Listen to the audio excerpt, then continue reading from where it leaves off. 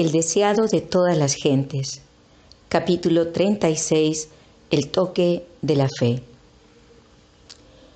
Al volver de Gadara a la costa occidental, Jesús encontró una multitud reunida para recibirlo, la cual lo saludó con gozo. Él permaneció a orillas del mar por un tiempo, enseñando y sanando, y luego se dirigió a la casa de Leví Mateo para encontrarse con los publicanos en su fiesta. Allí lo encontró Jairo, principal de la sinagoga. Este anciano de los judíos fue a Jesús con gran angustia y se arrojó a sus pies exclamando: «Mi hija está agonizando, ven y pon las manos sobre ella para que sea salva y vivirá». Jesús se encaminó inmediatamente con el príncipe hacia su casa. Aunque los discípulos habían visto tantas de sus obras de misericordia, se sorprendieron al verlo acceder a la súplica del noble rabino. Sin embargo, acompañaron a su maestro, y la gente lo siguió ávida y expectante. La casa del príncipe no quedaba muy lejos, pero Jesús y sus compañeros avanzaban lentamente, porque la muchedumbre lo apretujaba de todos lados. La dilación impacientaba al ansioso padre, pero Jesús, compadeciéndose de la gente, se detenía de vez en cuando para aliviar a algún doliente o consolar a algún corazón acongojado. Mientras todavía estaban en camino, un mensajero se abrió paso a través de la multitud. Traía a Jairo la noticia de que su hija había muerto y que ya era inútil molestar al maestro. Pero el oído de Jesús captó las palabras. Dijo: «No temas, cree solamente y serás salva». Jairo se acercó aún más al Salvador y juntos se apresuraron a llegar a la casa del principal. Ya estaban allí las planilleras y los flautistas pagados, llenando el aire con su clamor. La presencia de la muchedumbre y el tumulto contrariaban el espíritu de Jesús. Trató de acallarlos diciendo: «¿Por qué alborotáis y lloráis? La muchacha no está muerta, sino duerme». Ellos se indignaron al oír las palabras del forastero. Habían visto a la niña en las garras de la muerte y se burlaron de él.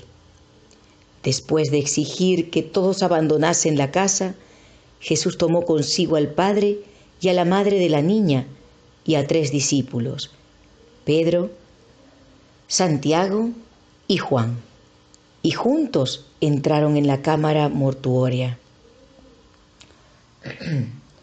Jesús se acercó a la cama y, tomando la mano de la niña en la suya, pronunció suavemente en el idioma familiar del hogar las palabras: «Muchacha, levántate». Instantáneamente un temblor pasó por el cuerpo inconsciente. Los latidos de vida volvieron a golpear. Los labios se entreabrieron con una sonrisa. Los ojos se abrieron como si despertase del sueño. Y la niña miró con asombro al grupo que la rodeaba. Se levantó y sus padres la estrecharon en sus brazos llorando de gozo. Mientras se dirigía a la casa del principal, Jesús había encontrado en la muchedumbre a una pobre mujer que durante 12 años había estado sufriendo de una enfermedad que hacía de su vida una carga.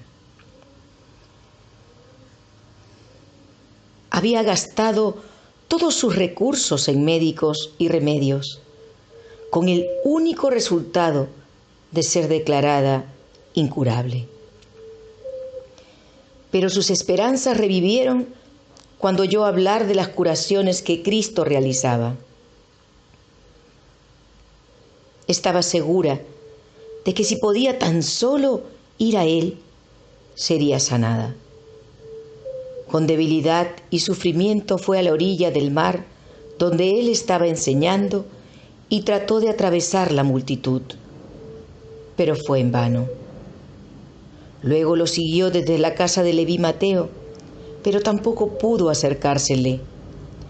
Había empezado a desesperarse cuando, mientras él se abría paso por entre la multitud, llegó cerca de donde ella se encontraba. Había llegado su áurea oportunidad. Se hallaba en presencia del gran médico, pero entre la confusión no podía hablarle, ni lograr más que vislumbrar de paso su figura. Con temor de perder su única oportunidad de alivio, se adelantó con esfuerzo, diciéndose: si tocare tan solo su manto, seré salva. Y mientras él pasaba, ella extendió la mano y alcanzó a tocar apenas el borde de su manto. Pero en ese momento supo que había quedado sana. En ese único toque se concentró la fe de su vida e instantáneamente su dolor y debilidad se dieron lugar al vigor de la salud perfecta. Con corazón agradecido, trató entonces de retirarse de la muchedumbre, pero de repente Jesús se detuvo y la gente también hizo alto. Jesús se dio vuelta y mirando en derredor preguntó con una voz que se oía distintamente por encima de la confusión de la multitud: ¿quién es el que me ha tocado? La gente contestó esta pregunta con una mirada de asombro. ¿Cómo se le codeaba de todos lados y se lo empujaba rudamente de aquí para allá? Parecía una pregunta extraña. Pedro, siempre listo para hablar, dijo: Maestro, la multitud te aprieta y oprime y dices: ¿quién es el que me ha tocado? Jesús contestó: alguien me ha tocado, porque yo he conocido que ha salido poder de mí. El Salvador podía distinguir el toque de la fe del contacto casual de la muchedumbre desprevenida. Una confianza tal no debía pasar sin comentario. Él quería dirigir a la humilde mujer palabras de consuelo que fuesen para ella un manantial de gozo. Palabras que fuesen una bendición para sus seguidores hasta el fin del tiempo. Mirando hacia la mujer, Jesús insistió en saber quién lo había tocado. Hallando que era en vano tratar de ocultarse, ella se adelantó temblorosa y se echó a los pies de Jesús. Con lágrimas de agradecimiento, le relató la historia de sus sufrimientos y cómo había hallado alivio. Jesús le dijo amablemente: hija, tu fe te ha salvado, ve en paz. Él no dio oportunidad a que la superstición proclamase que había una virtud sanadora en el mero acto de tocar sus vestiduras.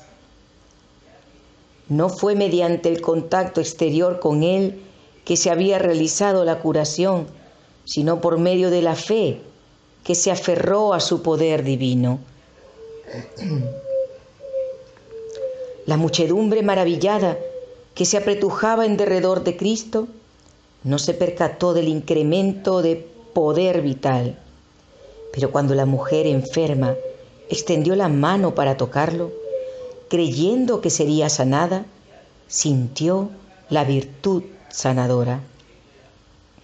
Así es también en las cosas espirituales. El hablar de religión de una manera casual, el orar sin hambre del alma ni fe viviente, no vale nada. Una fe nominal en Cristo, que lo acepta meramente como Salvador del mundo, jamás puede traer sanidad al alma. La fe que es para salvación no es un mero asentimiento intelectual a la verdad. El que aguarda hasta tener un conocimiento completo antes de ejercer fe, no puede recibir bendición de Dios. No es suficiente creer acerca de Cristo. Debemos creer en Él. La única fe que nos beneficiará es la que lo acepta como Salvador personal, la que se apropia de sus méritos para uno mismo. Muchos sostienen que la fe es una opinión. La fe salvadora es una transacción por medio de la cual quienes reciben a Cristo se unen con Dios en una relación de pacto. La fe genuina es vida. Una fe viviente significa un aumento del vigor, una confianza implícita por medio de la cual el alma llega a ser una potencia vencedora. Después de sanar a la mujer, Jesús deseó que ella reconociese la bendición recibida.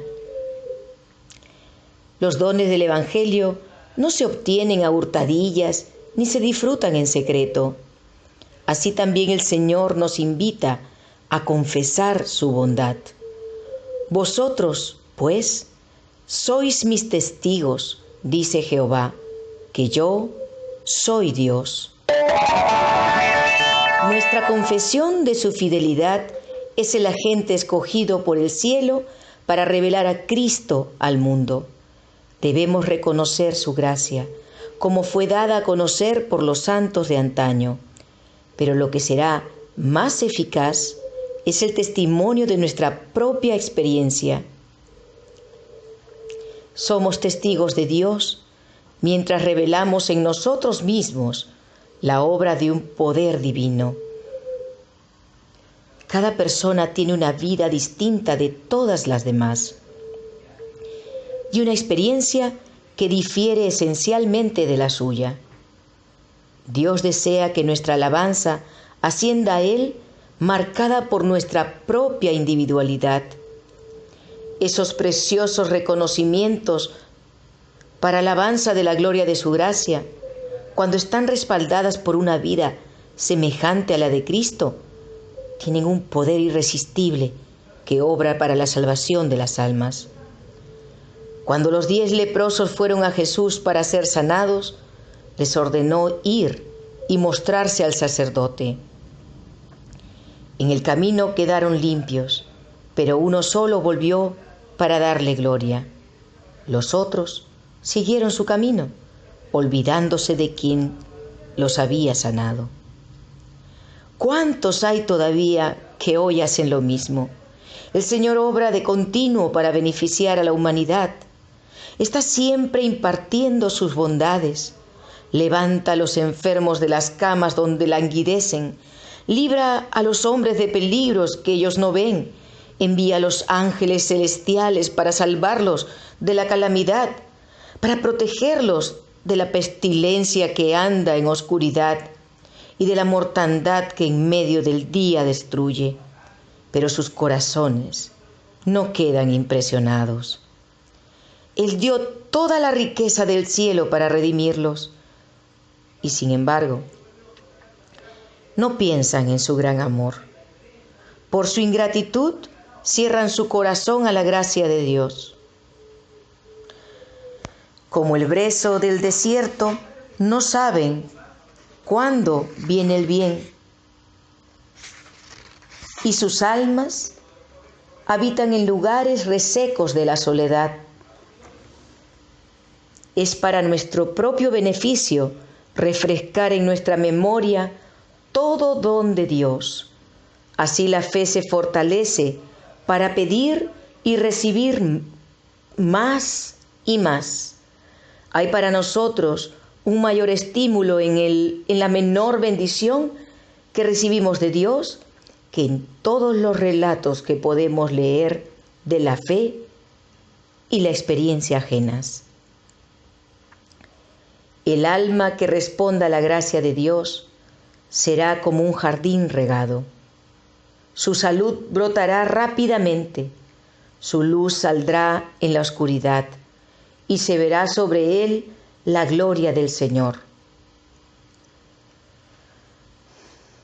Recordemos, pues, la bondad del Señor y la multitud de sus tiernas misericordias. Como el pueblo de Israel, erijamos nuestras piedras de testimonio e inscribamos sobre ellas la preciosa historia de los que Dios ha hecho por nosotros. Y mientras repasemos su trato con nosotros en nuestro peregrinar, declaremos con corazones derretidos de gratitud: ¿cómo puedo pagarle al Señor por tanta bondad que me ha mostrado? Tan solo brindando con la copa de la salvación e invocando el nombre del Señor, tan solo cumpliendo mis promesas al Señor en presencia de todo su pueblo.